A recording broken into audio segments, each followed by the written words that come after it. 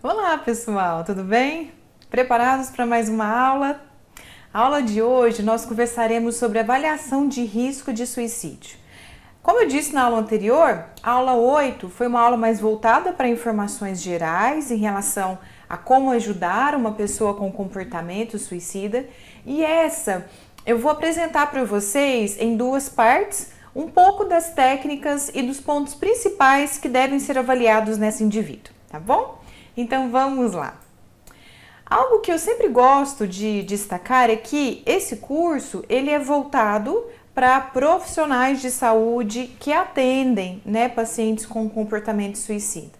Entretanto, caso você que esteja vendo esse curso precise de ajuda, eu reforço que é importante que você procure uma ajuda especializada, tá? Nós temos aí no SUS um centro de atenção psicossocial que pode acolher dentro da sua cidade, ou então serviços de atendimento particular, nos quais você pode buscar um psicólogo ou psiquiatra, dependendo aí do seu caso.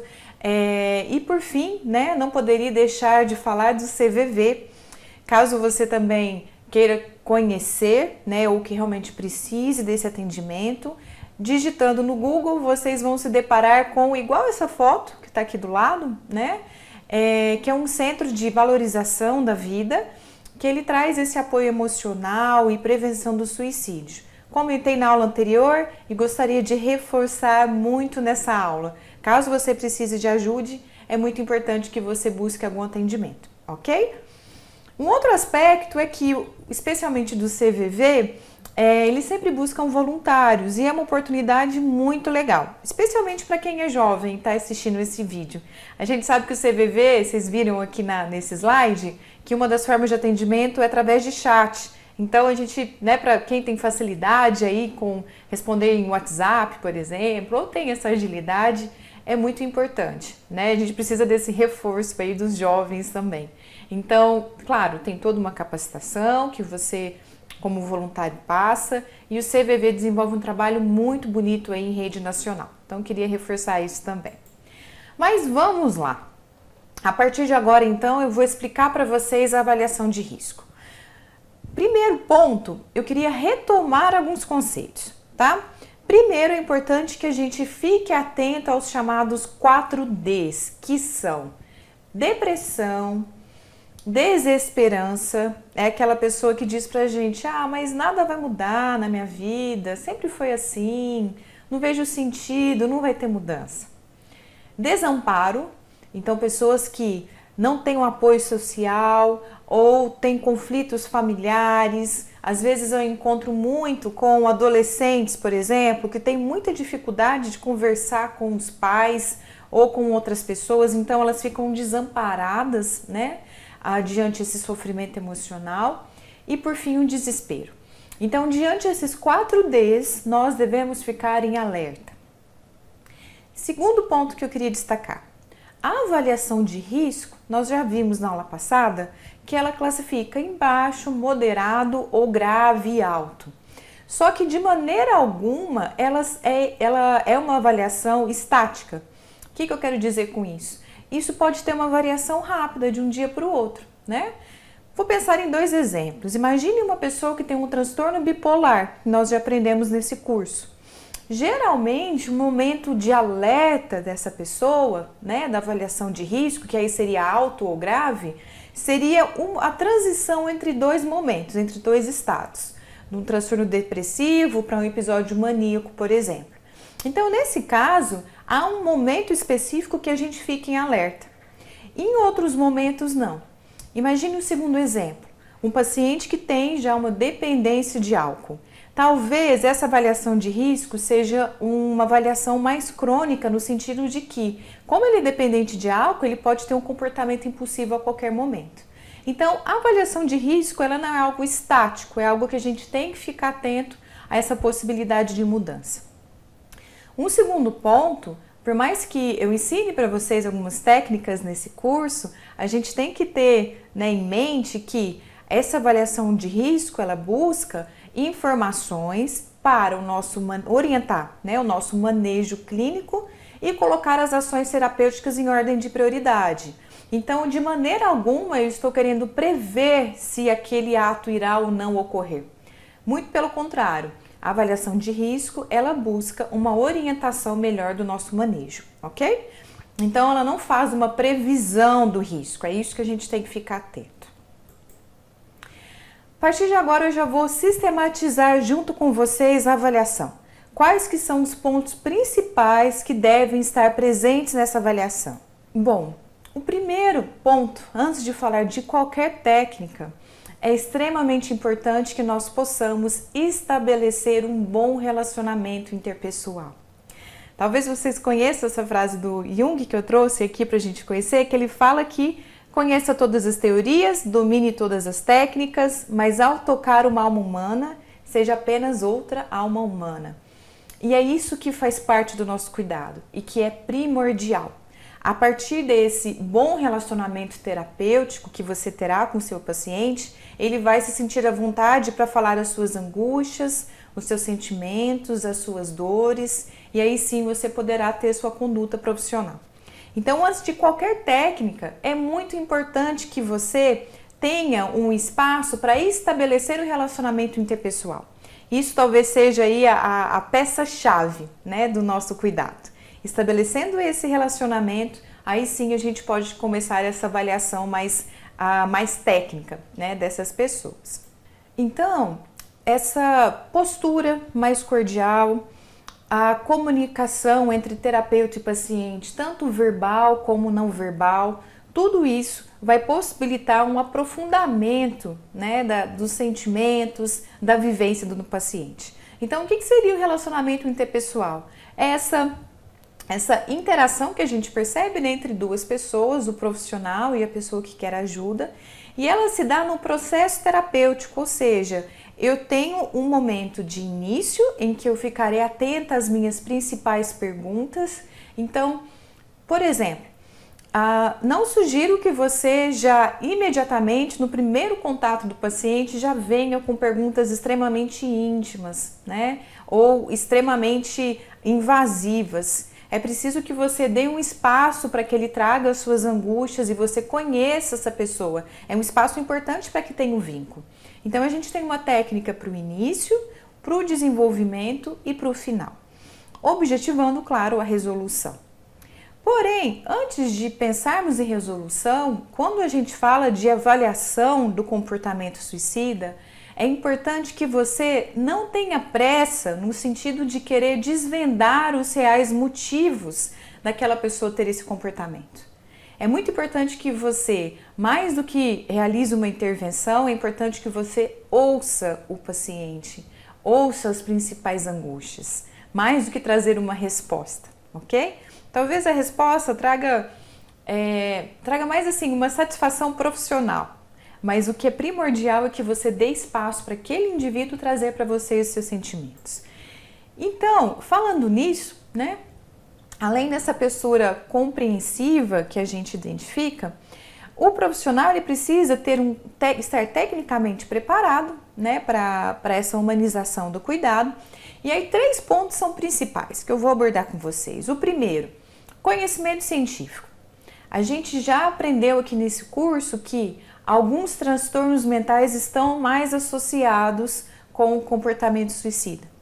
Conversamos sobre a depressão, sobre o transtorno bipolar, sobre a dependência de álcool especificamente. Então a gente já tem um conhecimento científico sobre a psicopatologia que ligaria aí o nosso sinal de alerta, né, para a gente poder identificar.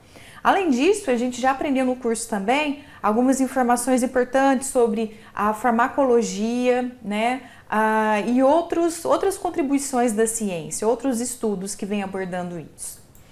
Um outro ponto, é importante que nós tenhamos um conhecimento sobre a conduta humana.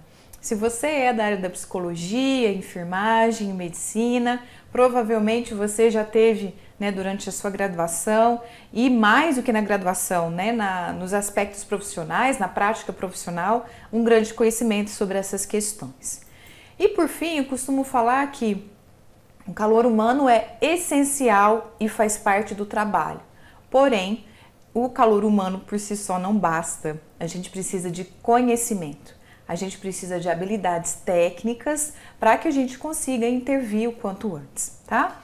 Então, o calor humano é extremamente importante, ainda mais associado com o conhecimento profissional. Visto isso, queria conversar com vocês sobre uma palavra-chave para o nosso cuidado. Quando eu falo de relacionamento interpessoal, eu estou falando da importância da empatia, ou seja, sentir as mágoas, as alegrias do outro, como ele próprio as sente e perceber suas causas, como ele percebe. Então, a minha visão é a partir do que aquela pessoa que está conversando comigo está sentindo. Então, por isso que eu friso tanto nesse curso. Deixar de lado os julgamentos, deixar de lado algumas crenças que talvez eu tenha e ficar atento ao que significa para aquela pessoa, né? Aquela vivência e aquele sentimento. Eu lembro que eu atendi uma vez uma adolescente que ela tinha um comportamento, né, suicida, e ela disse para mim que quando ela foi desabafar com alguns familiares sobre um término amoroso, a primeira coisa que as pessoas falaram era: nossa, mas você vai viver muita coisa na sua vida ainda, deixa isso pra lá, né? Isso aí é só uma primeira desilusão. E ela falou pra mim que naquele momento o que ela precisava, na verdade, era alguém que acolhesse ela, alguém que ouvisse. Para ela era muito importante aquele rompimento amoroso. E as pessoas, ao invés de acolhê-la, julgaram ela de certa forma, né? Então, o que faltou nesse exemplo que eu trouxe para vocês? Faltou a empatia. Faltou entender que para ela, para aquela adolescente, o término amoroso era muito importante, né? Causou uma mágoa muito grande para ela. E deixar de lado os julgamentos, né? E outras questões que possam vir. E aí queria perguntar para vocês, será que vocês entendem a diferença entre simpatia e empatia?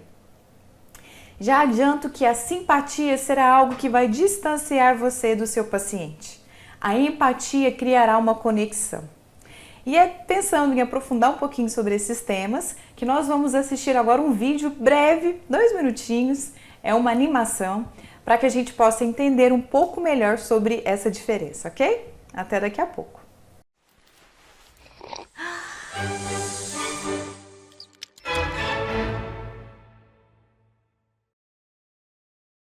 So what is empathy, and why is it very different than sympathy? Empathy fuels connection. Sympathy drives disconnection. Empathy, it's very interesting. Teresa Wiseman is a nursing scholar who studied professions, very diverse professions where empathy is relevant, and came up with 4 qualities of empathy. Perspective taking, the ability to take the perspective of another person or recognize their perspective as their truth. Staying out of judgment, not easy when you enjoy it as much as most of us do. Recognizing emotion in other people and then communicating that. Empathy is feeling with people. And to me, I always think of empathy as this kind of sacred space when someone's kind of in a deep hole and they shout out from the bottom and they say, I'm stuck, it's dark, I'm overwhelmed. And then we look and we say, hey, you climb down. I know what it's like down here, and you're not alone. Sympathy is, ooh, it's bad, no, you want a sandwich?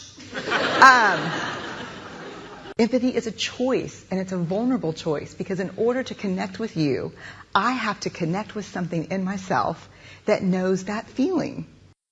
Rarely, if ever, does an empathic response begin with at least. Yeah. And we do it all the time. Because you know what? Someone just shared something with us that's incredibly painful, and we're trying to silver lining it. I don't think that's a verb, but I'm using it as one. We're trying to put the silver lining around it. So, I had a miscarriage. Oh, at least you know you can get pregnant. I think my marriage is falling apart. At least you have a marriage. John's getting kicked out of school. At least Sarah is an A student. But one of the things we do sometimes in the face of very difficult conversations is we try to make things better. If I share something with you that's very difficult, I'd rather you say, I don't even know what to say right now, I'm just so glad you told me. Because the truth is, rarely can a response make something better. What makes something better is connection.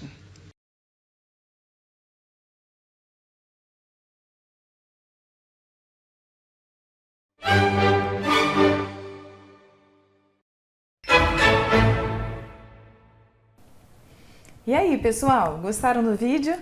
Acredito que agora ficou mais claro a diferença entre simpatia e empatia. A empatia, ela permite esse aumento de vínculo, essa conexão entre o profissional e o paciente. Trouxe para a gente conhecer, né, uma frase de Rogers, com certeza você já conhece ele pelo trabalho imenso, né, o grandioso que ele fez, mas ele tem uma frase que ele diz que ser empático é ver o mundo com os olhos do outro e não ver o nosso mundo refletido nos olhos dele. Então, Rogers, desde já há tempos, ele traz a importância da empatia, né, no cuidado com o outro. E pensando no contexto do curso do comportamento suicida, da avaliação, na verdade, um ponto-chave é que a nossa avaliação terá basicamente duas etapas. A primeira é a criação do vínculo, é o suporte emocional para aquele indivíduo. A segunda já é uma avaliação mais voltada talvez para a semiologia psiquiátrica, uma avaliação um pouco mais técnica. Mas independente das etapas, é essencial que sejamos empáticos, sem julgamentos, mais uma vez. Ok. Algumas atitudes que eu queria trazer para você aqui bem brevemente, que nós não devemos realizar, evitar o quanto antes, tá? Primeiro, posturas rígidas, estereotipadas, uma atitude extremamente neutra ou fria, né? A pessoa traz para você toda aquela carga emocional, é importante que você acolha, né, ela. Reações exageradamente emotivas é o extremo, né? Sai do frio, né, uma pessoa extremamente fria, para uma emoção, né, extrema. É importante que a gente encontre um equilíbrio. Comentários pejorativos, né, ou com julgamentos, então a gente tem que tomar cuidado com isso. Algumas reações emocionais intensas, de pena em especial, a gente tem que entender que aquela pessoa precisa de ajuda e tomar muito cuidado, especialmente em relação ao não verbal. Às vezes o não verbal ele traz, né, essa reação emocional intensa de pena e a gente tem que evitar ao máximo que isso ocorra. E por fim, que é claro, responder com hostilidade, com agressão, a gente deve, de maneira alguma, né, nesse caso, realizar. Agora, eu vou falar especificamente da avaliação de risco para vocês, tá? Começaremos a nossa avaliação de risco, então imagine que assim, claro que para avaliação de risco vai depender muito da situação em que você encontra. Há uma certa diferença se o primeiro atendimento é num pronto atendimento ou se é numa consulta, né, no seu consultório que você está fazendo essa avaliação. Então a gente vai encontrar essas diferenças. Então o que eu vou passar para vocês são os aspectos gerais e aí você, de acordo com a sua realidade, tenta adaptar esse modelo, ok? Bom, como começaremos, né, essa abordagem sobre o comportamento suicida? Primeiro, uma sugestão é que a gente comece perguntando o que está acontecendo, né?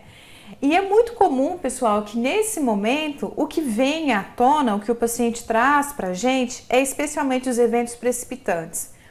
Nas aulas eu expliquei para vocês que os fatores de risco, eles vêm no decorrer da história daquela pessoa, né? Então muitas vezes vem desde a infância, alguns fatores que vêm se sobrepondo.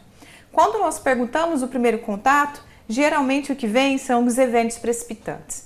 Uma desilusão amorosa, uma perda de emprego, né? Então é importante que a gente identifique esses eventos. Outro ponto é muito comum que surja os estressores agudos e crônicos, né? Então, talvez problemas no trabalho, problemas nos estudos, que vão surgir e novamente, né, de forma cumulativa no decorrer da pessoa. Então, esse primeiro encontro é importante que a gente dê um espaço, dê uma abertura para que a pessoa possa trazer esses aspectos essenciais. E aí, o que eu queria chamar a atenção para vocês? Muitas vezes, esse contato inicial, ele pode ocorrer em condições pouco favoráveis. Então imagine que você trabalha numa unidade de emergência e o primeiro contato que você tem com o paciente é nessa situação. Então, muito provavelmente, esse primeiro contato, ele será, né? O paciente às vezes não sabe trazer informações muito fidedignas, talvez ele precisa ser automaticamente medicado, vai passar por uma avaliação médica. Então, esse primeiro contato, muitas vezes, ele não é muito produtivo no sentido de ter maiores informações. Então, numa situação de unidade de emergência, com certeza o segundo encontro será mais benéfico nesse sentido. E uma dica é que não tenham pressa em relação a responder as perguntas quanto ao porquê que aquilo ocorreu, né? Como eu já disse para vocês, por diversos momentos, o comportamento suicida, ele é multifatorial, ele é complexo. Há uma série de fatores que vão estar associados a esse comportamento. Então, muitas vezes, não será no contato inicial que a gente vai ter essas respostas, tá? Outro ponto, o paciente pode negar muitas vezes a autoagressão. Às vezes está com um familiar próximo, está com vergonha do ocorrido e muitas vezes ele pode negar. Outro ponto, é extremamente importante tomar como foco o conteúdo expressado pela pessoa. Novamente a empatia, né? O meu olhar, o meu modelo é centrado naquela pessoa, é o que é o sofrimento para aquele indivíduo, não a minha percepção como profissional. Por muito tempo, nós profissionais tivemos uma formação muito prescritiva, em que eu, profissional, era o detentor do saber e aquela pessoa ou paciente, ele simplesmente fazia o que eu, como conhecimento maior, indicava que ele fizesse. Atualmente a gente tem um entendimento muito diferente desse cuidado. É extremamente o oposto. É importante que eu inclua aquela pessoa em todo o trabalho, que ela consiga trazer os reais sentimentos e até mesmo em relação ao tratamento, né? Fazer esse tratamento pensando que estamos em parceria, que aquele indivíduo também fará parte do processo. Outro ponto. O atendimento de crise, ele exige ouvir atentamente o que a pessoa precisa ou consegue dizer, né? Isso vai depender novamente, né, de onde que a gente está atendendo e identificar qual que é a sua urgência. E por fim, se for preciso começar com perguntas, em uma situação que o paciente não fala, né, não está querendo trazer para você, faça as perguntas de uma maneira abrangente, tá? Não de uma forma diretiva. Quanto mais abrangente você fazer essas perguntas, maior a abertura você dará para o paciente trazer os seus sentimentos e aquela vivência. Bom, a entrevista, né, justamente com essa observação cuidadosa aí, ela é o conhecimento principal da psicopatologia. Então, já conversamos até aqui, né, da importância do relacionamento terapêutico, da importância de ouvir o paciente naquele momento, e a partir de agora eu vou falar para vocês da avaliação do estado mental. Primeiro, temos dois eixos na avaliação do estado mental. O primeiro é um eixo longitudinal, que nós avaliaremos segundo a linha de vida do paciente. Então é nesse momento que a gente vai encontrar, né, conhecer um pouco a construção daquele indivíduo. E o segundo, o eixo transversal, ou seja, o estado mental daquela pessoa naquele momento, que a gente fará essa avaliação. Bom, aqui então a gente já passou, né, aquele momento de saber o que está acontecendo. A gente pode começar com uma pergunta simples do tipo: eu gostaria de saber o que está acontecendo, poderia me contar o que aconteceu? Dá uma abertura para que a pessoa traga, né, os sentimentos e a vivência dela. Aqui, pessoal, eu vou passar um pouco rápido das funções psíquicas. Caso tenham interesse, me mandem aqui nos comentários. Eu posso fazer uma aula específica sobre as funções psíquicas. Mas, para a gente que já trabalha na área, isso aqui é uma ferramenta comum que a gente usa, né? Então, eu tenho aqui as principais funções psíquicas e para cada uma delas eu vou avaliar, né? Na avaliação do estado mental, a gente avalia cada um desses tópicos. Então, a primeira é a aparência geral. Então, especialmente em pacientes que estão com depressão maior, a gente percebe que tem uma diminuição do autocuidado, muitas vezes está com a barba mal feita, né? A higiene não está preservada, então essa aparência é muito importante que a gente avalie. os estados de consciência, e aí eu vou falar junto com vocês a atenção, para a gente poder avaliá-lo, né? Se ele está conseguindo em relação à atenção. Será que ele tem a tenacidade preservada ou não? O quarto aí é orientação autopsíquica e alopsíquica. Então o paciente está conseguindo identificar quem é ele, né? Orientação autopsíquica. Então, quem é ele, o nome, o que está acontecendo. Em relação à orientação alopsíquica, onde ele está, o que está ocorrendo. Número 5 aqui, a sensopercepção. E aí é importante a gente identificar, será que o paciente está tendo alucinações auditivas verbais? E aqui eu chamo atenção, pessoal. É comum que pacientes que às vezes têm a esquizofrenia, que não está controlada, é comum que eles tenham alucinações auditivas verbais, que às vezes falam para eles se matarem ou matarem alguém próximo, né? Então é muito importante que a gente faça essa avaliação também. O 6 seria a memória, né? Recente, remota, imediata. Então como que está a memória desse paciente? O 7º, afeto e humor, e aqui um destaque para pessoas com comportamento suicida. A gente percebe quando ocorre, né, uma situação em que envolve o suicídio, muitas vezes a gente percebe que o que a pessoa demonstrava era diferente do que ela realmente estava sentindo. Então, o que é isso? O afeto, ou seja, a expressão dos sentimentos, não condiz com humor.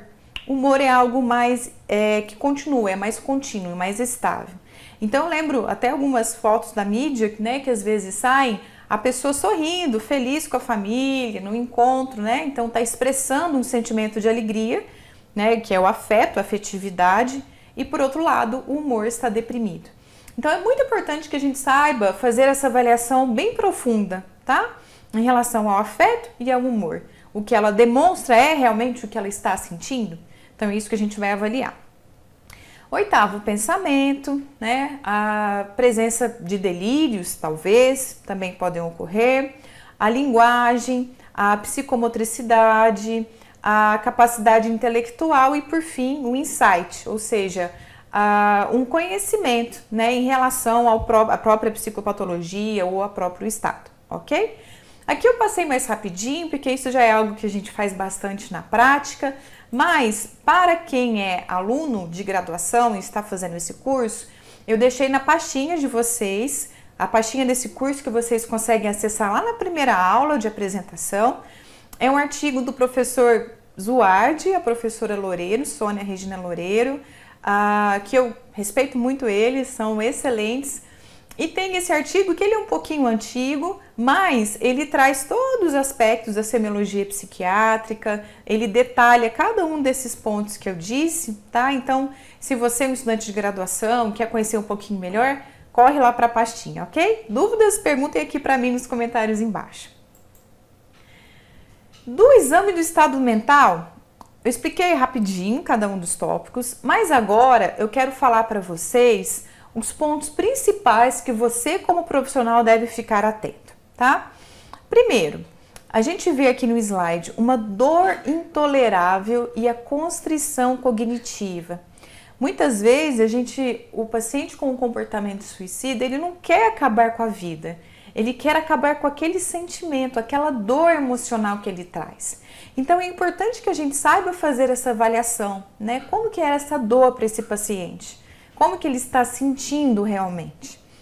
E um outro ponto é a constrição cognitiva. Eu já disse em alguns momentos para vocês. É aquele perfil de pensamento do tudo ou nada, né? Como se o fim da vida fosse a única salvação para ele. Então é importante que a gente perceba isso, que a gente, durante a avaliação do estado mental, que você fique atento a esse aspecto. Outro ponto, ansiedade, inquietude e insônia, né? Muitas vezes a gente percebe que os nossos pacientes têm essa ansiedade e inquietude. E aí junto, né, com o próximo tópico, que é a impulsividade e a agressividade. A gente já viu que um dos fatores de risco para o comportamento suicida é justamente essa ansiedade exacerbada, essa impulsividade, né? Então são alguns dos aspectos aí que a gente precisa ficar realmente de olho. Bom, aqui, pessoal, eu trouxe para vocês, né, como avaliar a impulsividade e a agressividade. Então eu vou trazer um exemplo de diálogo aqui para vocês, depois eu vou aprofundar, tá, cada um deles. Então no exemplo de diálogo diz assim: quando que você, profissional, falaria para ele?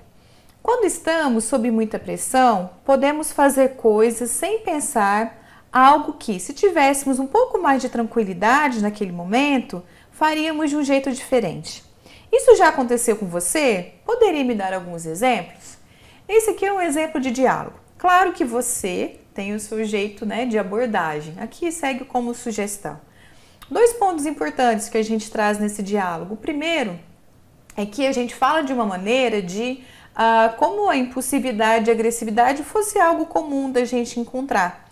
Então, para que a pessoa comece a ter essa perspectiva e se sentir à vontade, né, para falar dessa impulsividade e agressividade dela também. Segundo ponto, perceba que em nenhum momento dessa frase a gente usa exatamente as palavras impulsividade e agressividade.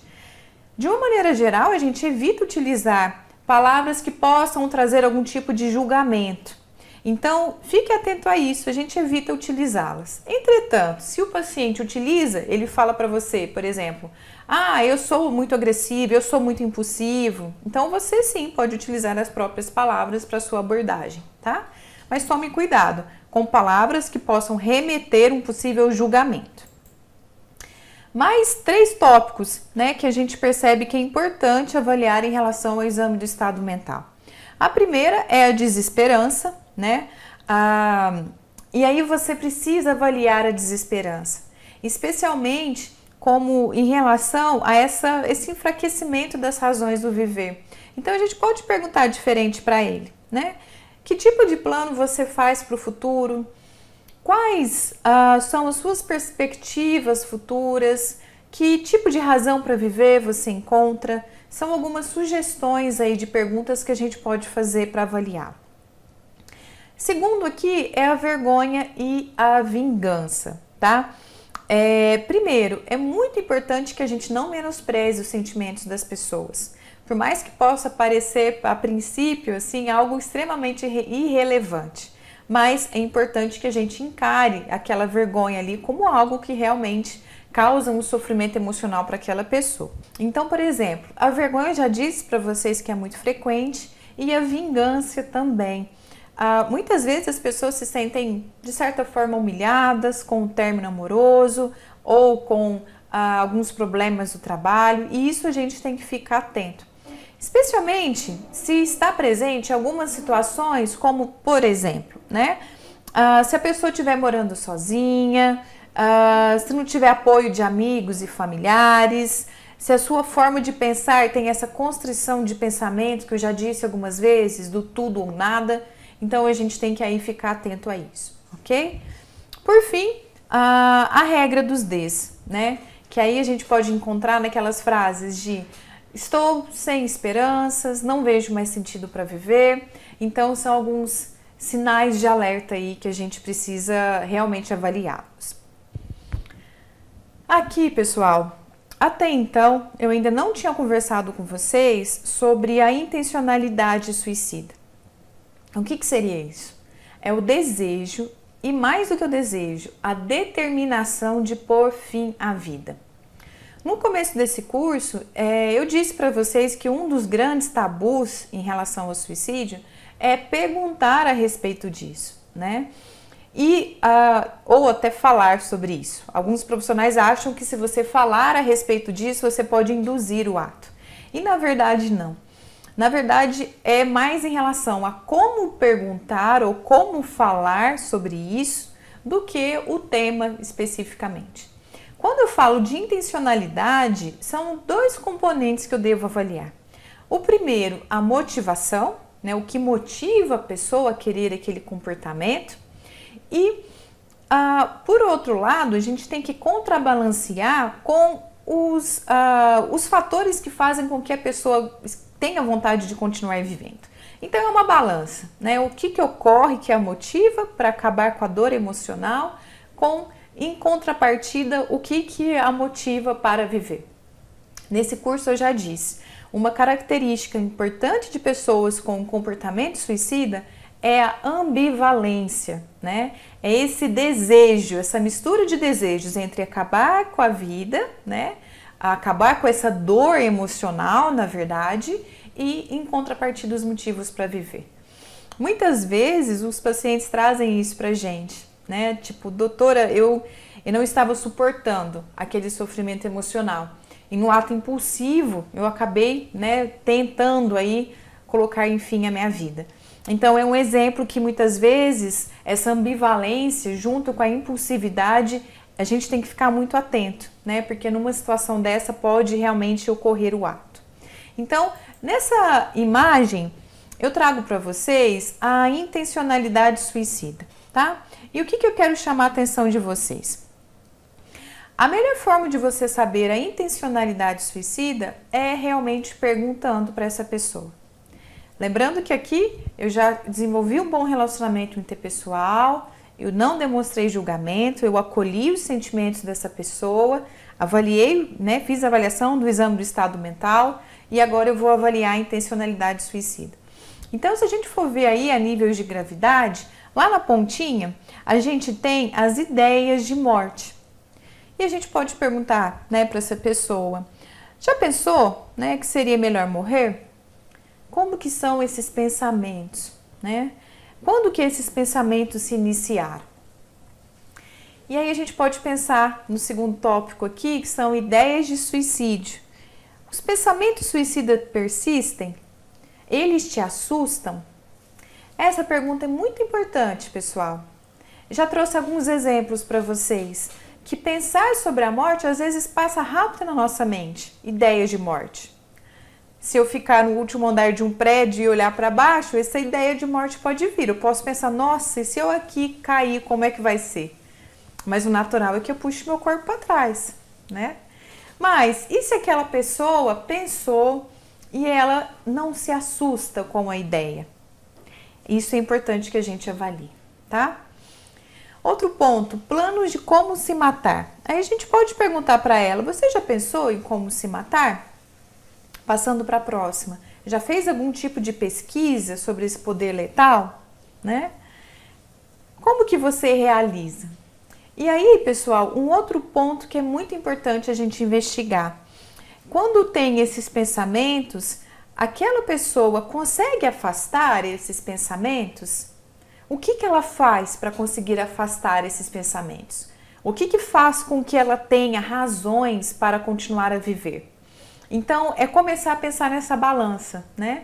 Investigar se tem uma ideia de suicídio, se tem plano de matar ou pesquisa e, em contrapartida, entender também que razões ela tem para viver, como que ela faz para lidar com esses sentimentos e esses pensamentos ruins, tá? E, por fim, providências pós-morte. Muitas vezes, algumas pessoas podem começar a, por exemplo, fechar uma conta no banco, organizar os materiais. Então, isso é muito importante que a gente avalie também. Último tópico, não deixe a avaliação de intencionalidade suicida para o final da consulta. Muitas vezes, ao avaliar esse tópico, você precisa de uma intervenção imediata e precisa de um tempo para organizar em relação a isso. Então, tente fazê-la no meio da consulta ou mais a princípio, depois de desenvolver um bom vínculo. Depois desse processo, é importante a avaliação dos fatores de risco e talvez mais importante ainda, fatores de proteção, tá? Ajudando aí nessa balança da nossa investigação, nós vamos identificar os fatores que aumentam a probabilidade daquele comportamento e os que diminuem, para a gente continuar nesse contraponto.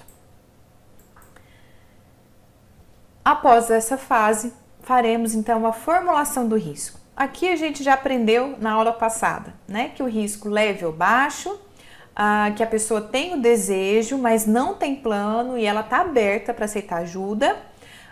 Risco moderado, em que a pessoa tem planos, tem fatores de risco importantes, mas a pessoa está motivada a melhorar e aceitar ajuda. E por fim, o grave, né, ou o extremo.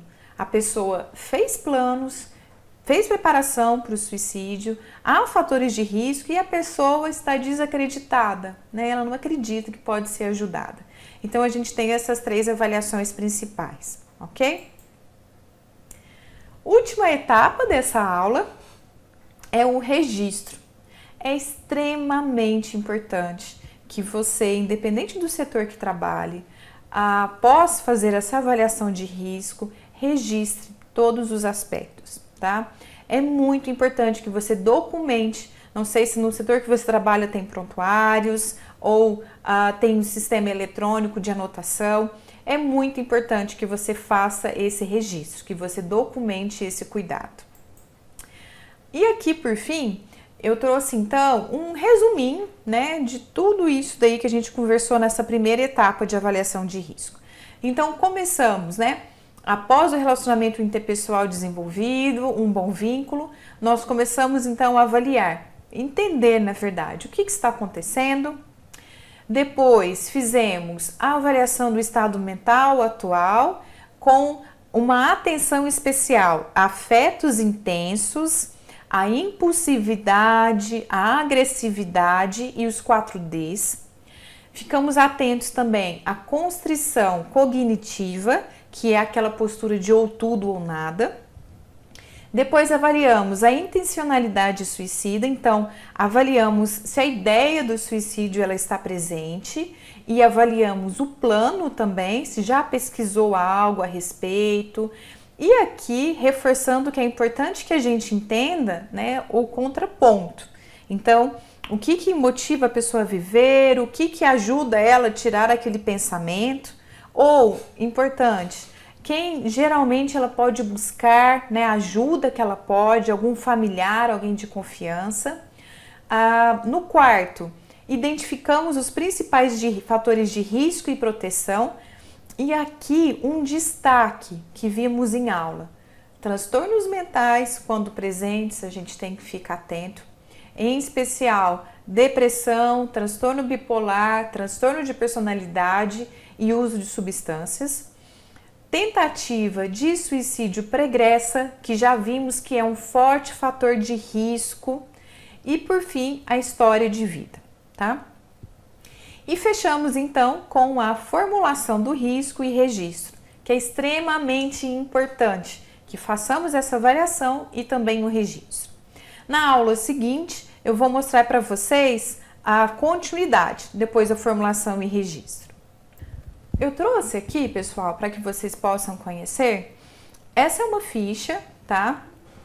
A referência está aqui, a fonte dela, mas é um exemplo para que fique mais palpável dessa primeira parte da nossa avaliação. Então percebam que aqui eu avalio inicialmente o que está acontecendo, né? Identifico o desencadeante, então geralmente é o que nós aprendemos, o evento precipitante, a motivação e o significado do morrer para aquela pessoa. Depois avaliamos o estado mental atual, que aí você fazendo a avaliação do estado mental vai identificar os pontos, né, as funções psíquicas que estão com maior, que são, né, com algum tipo de prejuízo. Depois, a avaliação da intencionalidade suicida, que aí vai desde ideias de morte até os planos suicida. E aí para cada um desses tópicos você faz uma avaliação profunda. Os principais fatores de risco, com destaque aí para os transtornos mentais e tentativa de suicídio prévia. E, por fim, a formulação do risco e manejo. Então, trouxe essa fichinha aí de avaliação, ela é desse livro que eu já recomendei algumas vezes, para que vocês possam aí ter algo palpável, né, de como realizar essa avaliação de risco de suicídio. Bom, para que possamos fechar a nossa aula, gosto sempre de deixar a mensagem, especialmente para os nossos pacientes e até pessoalmente, de que nós podemos viver experiências significativas e atribuir sentido às nossas vidas, mesmo que as circunstâncias não sejam ideais. E um exemplo que eu sempre trago em relação a isso, né, provavelmente você já conhece, que é a flor de lótus. Essa flor linda, né, eu sou encantada com ela, ela emerge e se nutre do barro, em pântanos, em lugares alagadiços e mesmo diante de situações não propícias ela consegue florir, né? E nos enche os olhos aí quando ela aparece. Então eu sempre costumo fazer uma analogia, né? E não só eu, isso várias pessoas fazem essa analogia com essa flor tão linda, mas eu costumo trazer para os pacientes que as pessoas mais belas, né, que eu tive talvez o prazer de conhecer aí em vida e ter o contato, eu percebo que elas de certa forma conheceram a derrota, conheceram o sofrimento e conseguiram ressignificar todo esse sofrimento, né? E muitas vezes, assim como essa flor de lótus, conseguiram sair lá das profundezas e florescer dessa maneira bela. Que a gente consiga desenvolver a resiliência dos nossos pacientes e que eles consigam lá na frente visualizar essa flor, né, no final, mesmo diante o lodo, de uma maneira tão bela, né, e tão linda. Turma, é isso. Vejo vocês em breve. Até!